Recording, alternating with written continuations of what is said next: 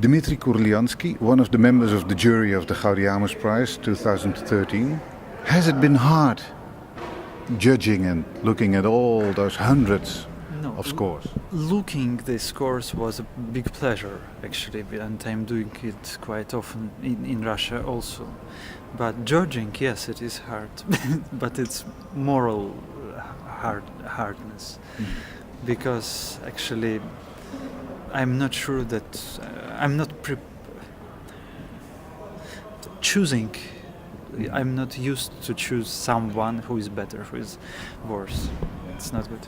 I even can't find words to say to describe. Yes.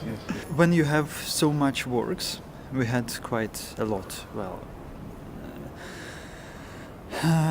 the criteria sometimes come from this amount of works, because you recognize some trends, and when you have, for example, a number of scores, more than 10 scores composed in, let's say, one direction, similar direction, so they start to annulate one each other.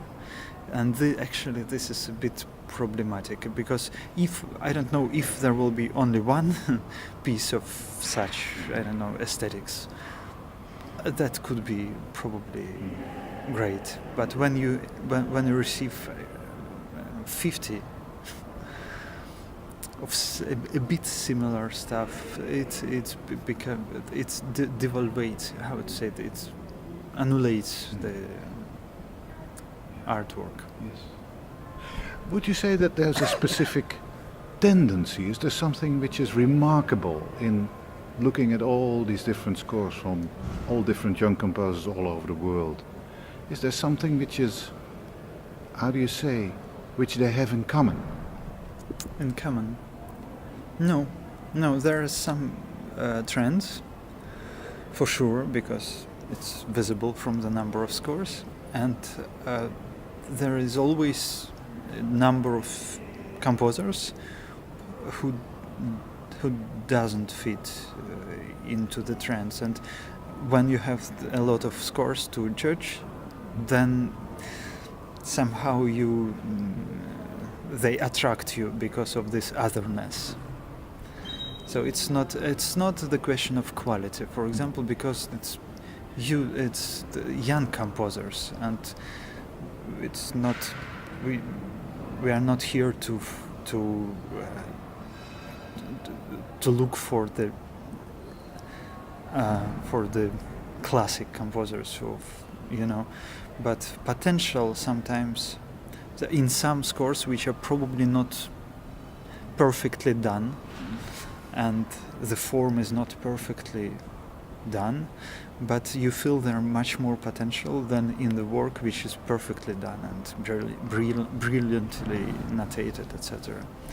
So it's always in between, and unfortunately the only problem is that the amount of scores somehow affects and creates the criterion. This I felt a bit strange. You won the Gaudeamus Prijs 10 years ago, in exactly 2003. 10 years ago. Yes, but would you say there's a difference in the sort of compositions there were in that year of the Gaudeamus Prijs and what you hear this year? Well, yeah, probably.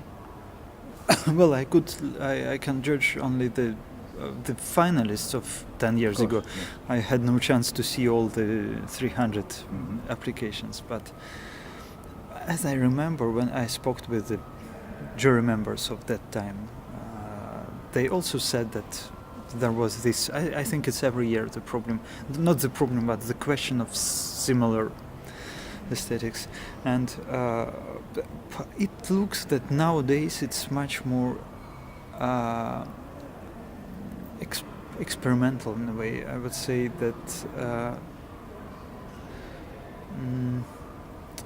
first of all, more electronic technological approach, more experimental, and well, by that time I'm not sure that, for example, that new complexity was so popular by that time 10 years ago. I don't remember, but we had a lot of works in this direction. New complexity is a trend? Yes, Or yes, it? it is. It is a trend. Yes, one of the most influenced. Where does this new complexity come from, in your opinion? It comes from Brian Fernihoe. It's from Britain, and it is actually these composers, the most of them based in Britain and USA. So it's this school. Yeah. It's somehow close to free jazz and very complex. Let's say improvised somehow by its air, improvised music, but very strictly fixed. I would say that Fernihoe started to notate these extremely complex textures, but now the younger composers, they go rather into it's not only the texture, they go further in timbre. This is the difference between Fernihoe, for example, and these composers who applied for. I've seen a lot of scores, and sometimes it's very interesting. Not all composers which, for example, I thought can be present here are not present, but it doesn't matter. Actually, they apply next year. Probably they will have chance. Yes. In those 10 years after the Gaudeamus Prijs that you won, you have been working and being successful. A lot of your works have been performed all over the world. Would you say that the Gaudeamus Prijs was important in that development of your own composing and work? Actually, I would say that Gaudeamus was the first and enormously energetic kick for my career, it's not career, it's my life. It's not separated. No. Because I had chance, actually. Because before Gaudeamus, it was the piece which he won. It was actually the first piece I can call the Opus 1 in my work, and so it started. I received first commission here 10 years ago, right after winning the prize. So it is started quite fast. So it's a great trampoline for composers, and this is the responsibility, of course, for all of us in jury, because this event can change the life, and I am the victim, positive victim. Actually, for me, this piece is a kind of experiment, because I'm since for 10 years I was I'm, let's say, very structured, very formalist, very straight and ascetic composer, mostly. But 2 years ago, I started to feel that I need to try something different, to try different ways of presenting myself, and so this is it's for me it has very strong structure, very strong and very formal structure, but it is the most I would say emotional work in my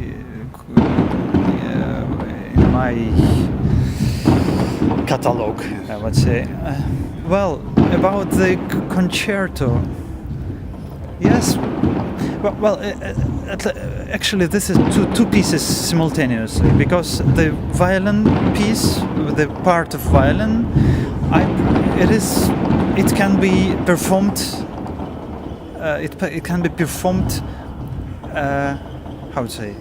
Separately as a standalone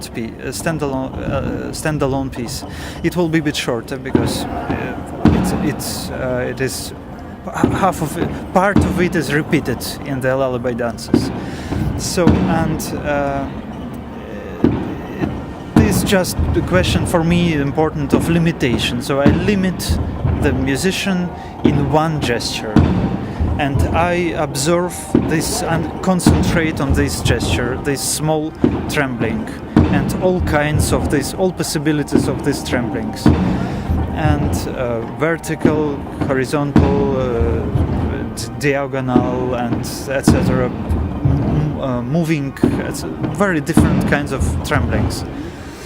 And the ensemble part has completely different structure, but it is a kind of zoom onto this trembling, but this trembling, slowed down trembling, and it's somehow one of the figures of violin part is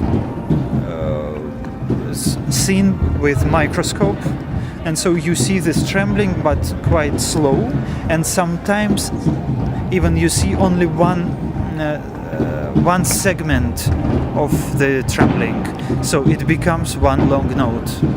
So this is the connection. Dmitri, thank you very much for your comments. Thank you. Thank you very much.